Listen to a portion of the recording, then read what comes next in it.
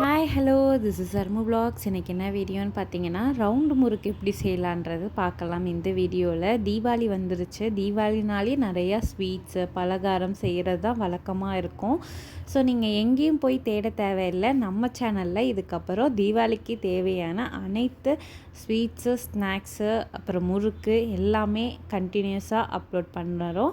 நம்ம சேனலை சப்ஸ்கிரைப் பண்ணியும் வச்சுக்கோங்க.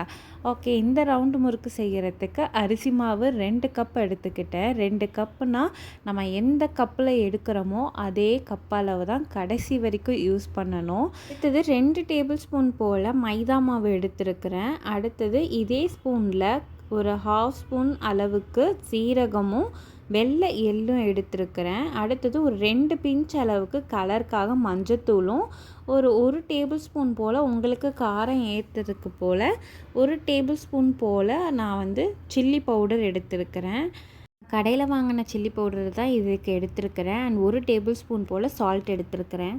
எல்லாம் தனியாக ஓரமாக வச்சுருங்க. அடுத்தது கடாயில் பார்த்திங்கன்னா நம்ம கப் எடுத்துருந்தோம் இல்லையா, அந்த கப்பில் ஒரு 2.5 கப்பு போல் தண்ணி எடுத்து கொஞ்சம் வார்ம், அதாவது மிதமான சூட்டில் வந்தது பிறகு நம்ம எடுத்து வச்சுருந்த மாவு எல்லாத்தையும் என்ன பண்ணிக்கிறேன், அது உள்ளே போட்டு கொஞ்சம் கிண்டிக்கிறேன். அடுத்தது நீங்கள் அடுப்பை ஆஃப் பண்ணிவிட்டு தனியாக எடுத்து வச்சு ஒரு சூடான கையில் கொஞ்சம் மிதமான சூடு இருக்கணும். அந்தளவுக்கு பார்த்திங்கன்னா கொஞ்சம் பிசைஞ்சு வச்சுக்கணும். மாவை நல்லா பிசைஞ்சு எல்லாம் ஒன்று சேர போல் வரணும். எந்த கட்டியும் இருக்கக்கூடாது. நம்மளுக்கு தொட்டாலே தெரியும் ஏதாவது கட்டி இருக்குதா அப்படின்றது.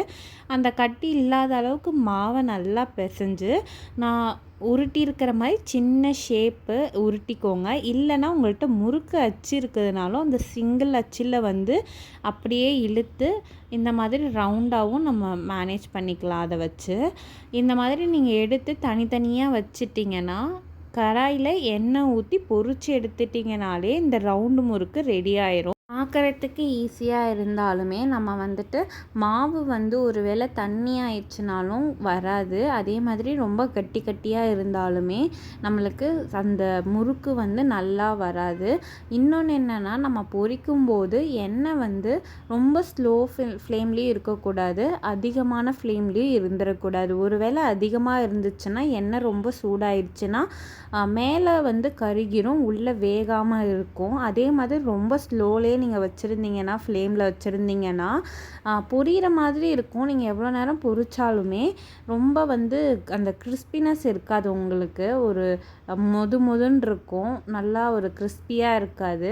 நான் ஃபஸ்ட் டைம் போடும்போது அந்த கிறிஸ்பினஸ்ஸே இல்லை. அதுக்கப்புறம் என்னன்னு பார்த்துட்டு கொஞ்சம் நேரம் கழித்து எண்ணெய் சூடான பிறகு திரும்ப நான் போட்டு எடுத்த பிறகு தான் அந்த கிறிஸ்பியாக வந்துச்சு. நீங்களும் ட்ரை பண்ணி பாருங்கள். இந்த தீபாவளிக்கு கண்டிப்பாக எல்லார் வீட்லேயும் இந்த ஸ்நாக்ஸை ட்ரை பண்ணி பார்த்துட்டு எப்படி இருந்துச்சுன்னு சொல்லுங்கள். தேங்க்யூ.